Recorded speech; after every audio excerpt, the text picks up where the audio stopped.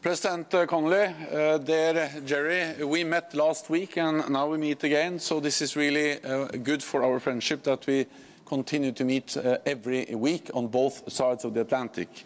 And also thank you for the way you lead this very important assembly, which is important for the whole transatlantic family and for building NATO as a stronger and stronger alliance. Also many thanks to you, President Rodriguez, and the Portuguese delegation for hosting us at this very beautiful place. It's great to be back and to see you all.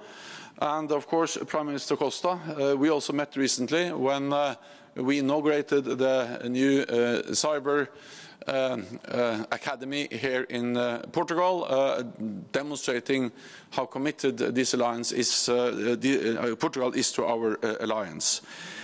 Dear friends and dear colleagues, it's really great to be able to meet again in person, and not least because for a long time I've not seen you, Nancy, but it's great to meet Speaker Nancy Pelosi, not least because you really deserve the award for Women, Peace and Security you just received, because you have been such a strong voice for security and women for so many years. So really congratulations. Then I would also like to recognize some other members of this assembly, because I understand that 3 long-standing NPA members and friends of the Alliance, Karl Lammers, Ulla Schmidt and Lord Jopling, they are going to attend this meeting, but that will be the last NPA assembly they attend. So many thanks for your long-standing commitment, for everything you have done, and your commitment to strengthening the transatlantic bond between Europe and North America. Many, many thanks.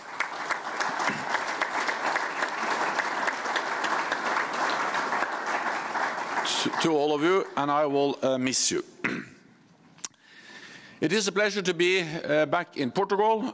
Portugal is a staunch NATO ally. You contribute to our shared security and to our collective defense in many different ways.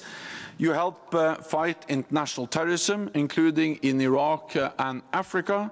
Portuguese jets and ships are part of our air policing missions and our maritime operations. And Portuguese forces take part in our multinational brigade in Romania. And you also host a number of different NATO facilities, including the cutting-edge Cyber Academy we inaugurated, as we said, not so many weeks ago. You were also a host nation and the lead nation for NATO's largest exercise this year, Steadfast Defender 2021. All of these contributions demonstrate Portugal's strong commitment to NATO and to the transatlantic bond. In turbulent and unpredictable times, this commitment is as important as ever. And all NATO allies on both sides of the Atlantic continues to stand by it. And I say this knowing that allies do not always agree on every issue. But ultimately, we all agree on what really matters, that we are stronger when we stand together. In Afghanistan, we stood together for 20 years. And together, we took the decision to leave, after extensive rounds of consultations.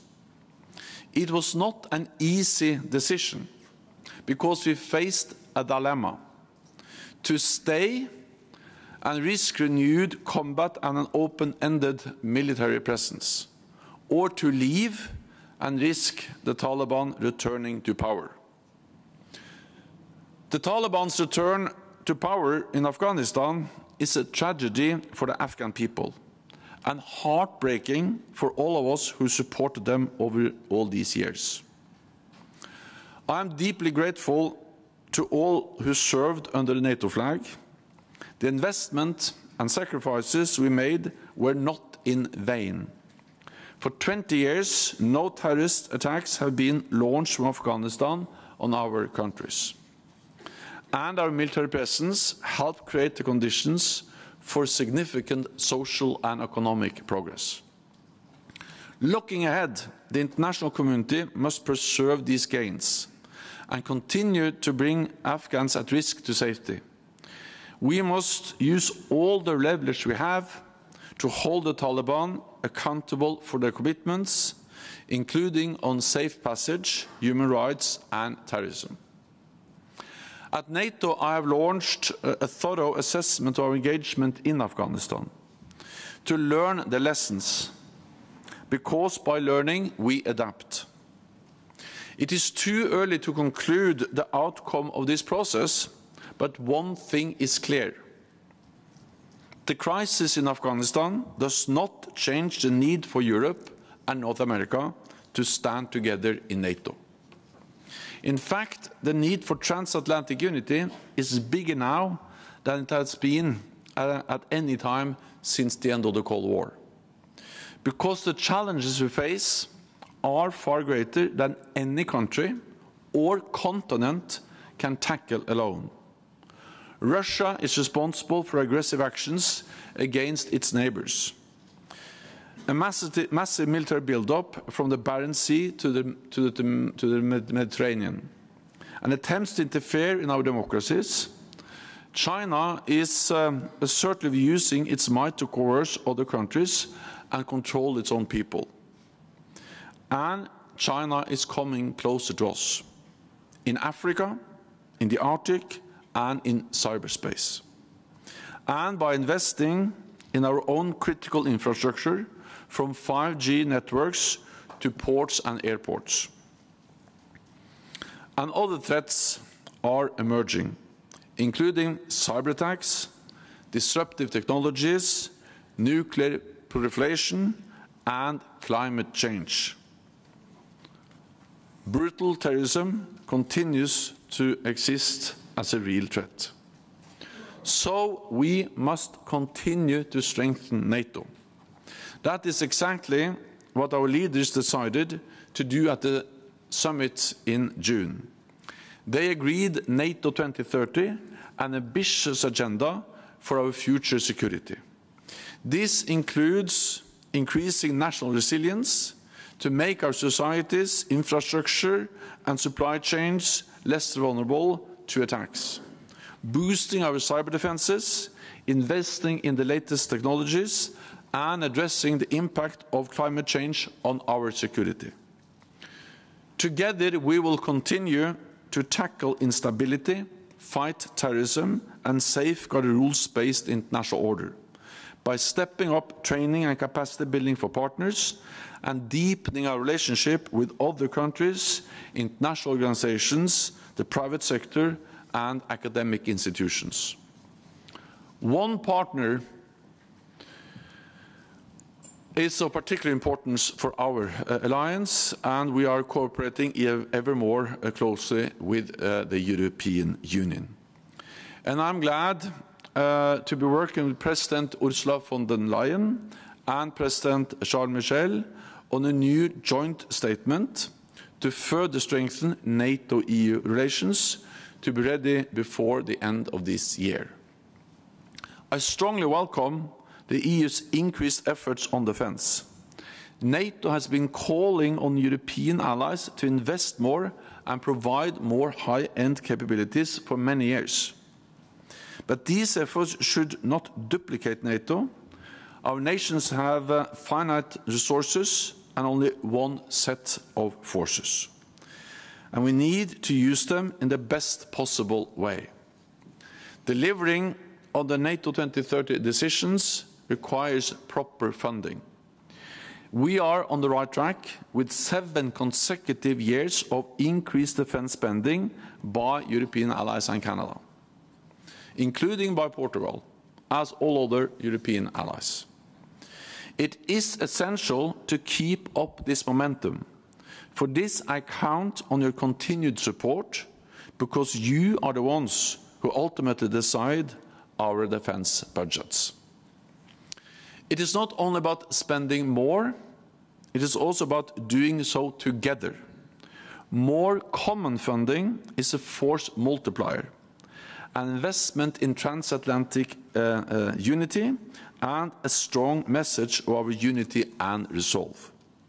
So we need to increase NATO's common funding based on requirements.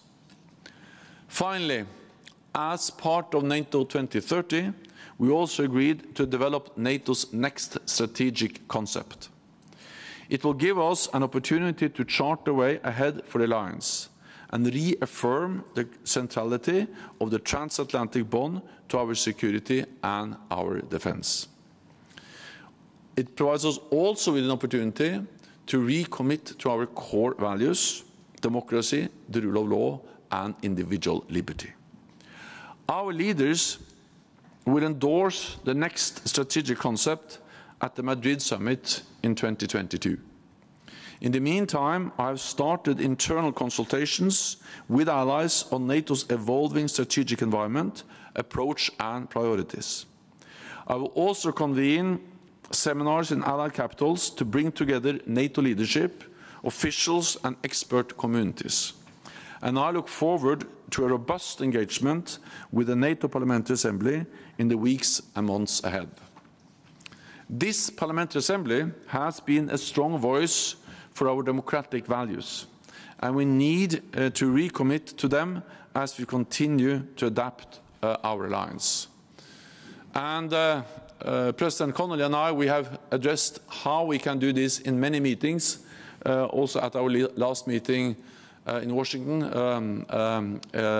at Capitol. And I welcome the fact that initiatives have been taken so we can have a real debate on how can we further strengthen NATO as a tool to uphold our core democratic values. Today, you have agreed important resolutions that will help guide our government and your parliaments as we turn the NATO 2030 decisions into action. Looking ahead, I count on your continued support and engagement to keep the transatlantic bond solid, NATO strong, and our people safe. Thank you, and then I'm ready for all your questions. Thank you. Thank you, Mr. Secretary.